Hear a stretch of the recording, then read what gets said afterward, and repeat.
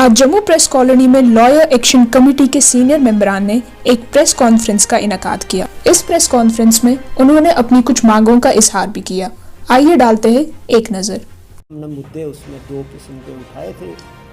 कुछ तो थे जो जुडिशरी के मुतालिक से मुद्दे थे। उसमें एक तो कोर्ट्स को रीओपन करने का, फिज़िकल हेयरिंग वहाँ शुरू हो और वहाँ पर हार्ड कापीज़ नहीं लेते थे, हार्ड कापीज़ एक्सेप्ट करें, बार रूम बंद पड़े थे उनको खोलना और ट्रायल्स वहाँ पर चलाना, क्लाइंट्स को भी अंदर जाने दो, वकीलों को भी अंदर जाने दो। ये कुछ मुद्दे हमने वहाँ उठाए थे।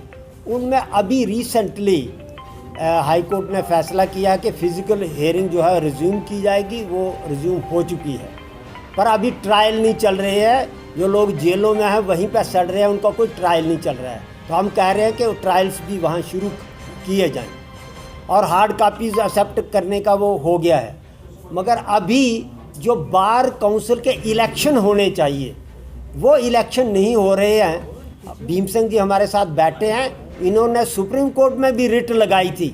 सुप्रीम कोर्ट ने भी डायरेक्शन दी थी कि बार काउंसिल आप जम्मू कश्मीर के इलेक्शन करवाओ, मगर हमारे जज साहिबान जो हैं वो बार काउंसिल के हेडमास्टर बन के बैठे हुए हैं, वो उसको छोड़ने को तैयार नहीं हैं। हम हाई कोर्ट को ये रिक्वेस्ट कर रहे हैं कि आप फौरी तौर पर इलेक्शन करवाइए और ये बार काउंसिल जो है वो वकीलों के हवाले करिए। तो ये थे मुद्दे हमारे जो कोर्ट्स के मतलब थे। अब वहाँ पर टिकटें नहीं मिल रही हैं और फिर जम्मू उसके दूसरा जो पहलू है वो है गवर्नमेंट के साथ जो मुद्दे हैं। जब रीऑर्गेनाइजेशन जम्मू कश्मीर का हुआ तो उसमें जम्मू कश्मीर के बनाए हुए बहुत सारे कानून जो थे वो रिपील कर दिए गए। कुछ कानून जो थे वो महाराजा के टाइम के थे, कुछ स्टेट असेंबली ने बनाए थे। वो बहुत सारे उनमें से कोई 250 कानून जो है रिपील हो चुका है और उसके तहत जो फोरम खड़े किए गए थे, जो जिसमें कंज्यूमर प्रोटेक्शन एक्ट के तहत कंज्यूमर फोरम थे, वो बंद हो गए। अकाउंटेबिलिटी कमीशन था जिसमें हायर लेवल की करप्शन को चेक करने के लिए प्रोविज़न था, वो अकाउंटेबिलिटी कमीशन बंद हो गया। ह्यूमन राइट्स कमीशन था जिसमें अगर पुलिस ज़्यादती करती है, सरकार किसी के साथ ज़्यादती करती है तो वो वहाँ पर मुफ्त में एप्लीकेशन लगा सकते, वो बंद हो गया। और इसी तरह राइट टू इंफॉर्मेशन एक्ट के तहत इंफॉर्मेशन कमीशन था, वो भी बंद हो गया। अगर किसी को अपील करनी है तो उसको दिल्ली जाना पड़ेगा। तो ये जो लोगों को असुविधा क्रिएट हुई, ये मुद्दे हमने उठाए हैं। और रजिस्ट्रेशन जो पहले जज साहबान किया करते थे उनको जजों से हटा करके रेवेन्यू ऑफिसर्स को दिया गया और वहाँ पर अब 4-4 महीनों की डेटें पड़ रही है।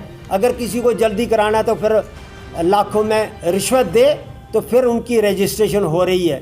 तो ये वायदा तो ये हुआ था कि करप्शन फ्री स्टेट देंगे।